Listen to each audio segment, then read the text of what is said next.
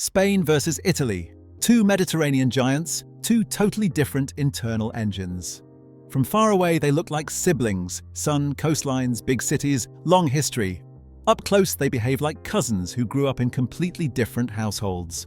So instead of arguing in vibes, let us compare them across 10 categories: geography, people, cities, food, culture, cost pressure, and the rhythm of everyday life.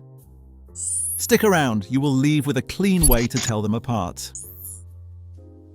Let's start with the blunt geography. Spain is bigger, about 506,000 square kilometers. Italy is around 302,000 square kilometers. Now the twist. Italy has more people. Spain is roughly 49 million. Italy is about 59 million. That's why density feels different. Spain averages about 98 people per square kilometer, and Italy is closer to 200 people per square kilometer. So here's the takeaway: Spain is wide and spread out, with room between regions. Italy is compact and dense, with a lot happening in a tighter frame. And that one difference quietly ripples into everything else. Here is a category that sounds dry, but it runs the future. Both countries are aging, but Italy is further along. Italy's median age is about 48.7, Spain's is around 45.9. That gap does not look dramatic until you translate it into reality in workforce pressure, healthcare demand, and how fast a country can reinvent itself. And one number makes it feel real. Italy had 369,944 births in 2024. That is just under 370,000. Bottom line, both are aging societies, but Italy is carrying more demographic gravity right now. It does not decide everything, but it heavily influences what becomes difficult and what becomes urgent. Don't forget to subscribe. Your favorite country might be next. Now zoom out to how life is organized on the ground. Spain's urban culture often feels outward and social. Public space matters. People gather outside, late and casually, and it does not feel like an event. It feels like normal. Italy also has strong street life, but it can feel more ritual-driven. There is often a stronger sense that this is how things are done here, not stiff, just patterned. Here is the part most people miss. In Spain, big city life often feels more like one shared stage.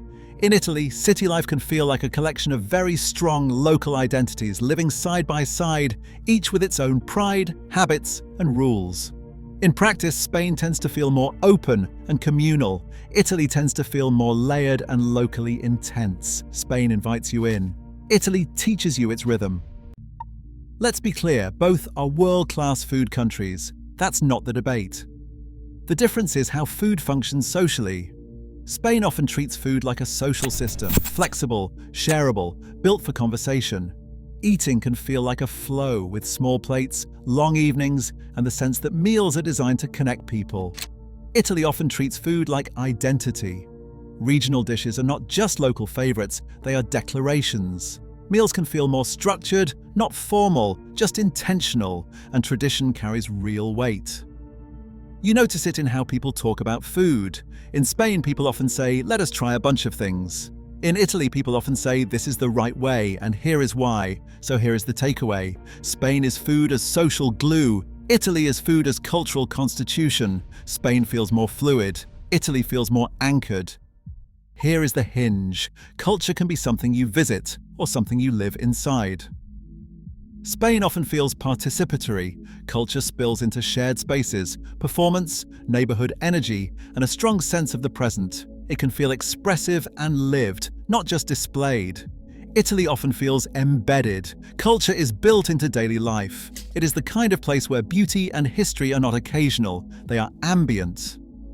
Modern Italy also adds another layer. Design and aesthetics show up in everyday choices. If you remember one thing, Spain can feel like culture happening now. Italy can feel like culture accumulated over time. Both are cultural heavyweights, and they just broadcast it differently. If you want one simple proxy for historic density, UNESCO World Heritage Sites gives a decent clue. Italy has 61 UNESCO sites. Spain has 50 UNESCO sites. That does not mean Spain is less historic.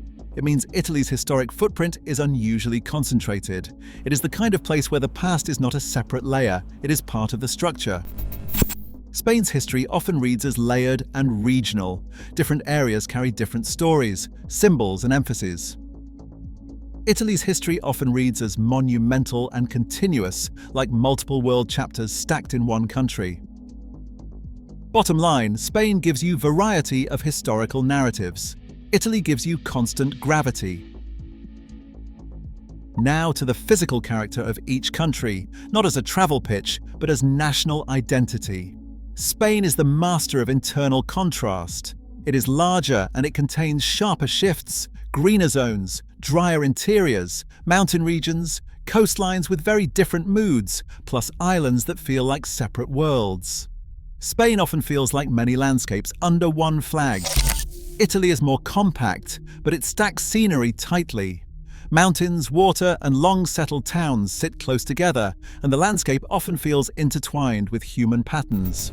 So here is the takeaway. Spain tends to win on range and extremes. Italy tends to win on scenic density, and that tight bond between land and settlement. Same beauty level, different geometry. This is where numbers help, because vibes can mislead. On average output per person, Italy tends to come out higher, roughly $40,000 in gross domestic product per person, while Spain is closer to $35,000. Now the labour market gap is clearer. Spain's unemployment rate has been around 10.4%. Italy's has been around 6.0%.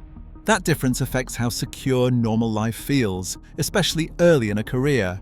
In practice, Italy often looks steadier on the headline numbers. Spain can feel more swingy, sometimes more opportunity, sometimes more uncertainty, depending on the sector and region. So here's the takeaway. Italy has the edge on average output and unemployment. Spain has more volatility, which can cut both ways. The phrase cost of living is too broad, so let's name the real mechanism pressure hotspots. Both countries have high home ownership. Spain has a home ownership rate of about 73.7%. Italy has a home ownership rate of about 75.9%. So in both places, ownership culture is strong. But pressure does not spread the same way.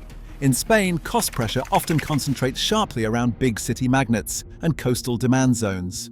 It can feel like the country has price cliffs. Cross an invisible line and the costs behave differently. In Italy, pressure can feel more locally locked in.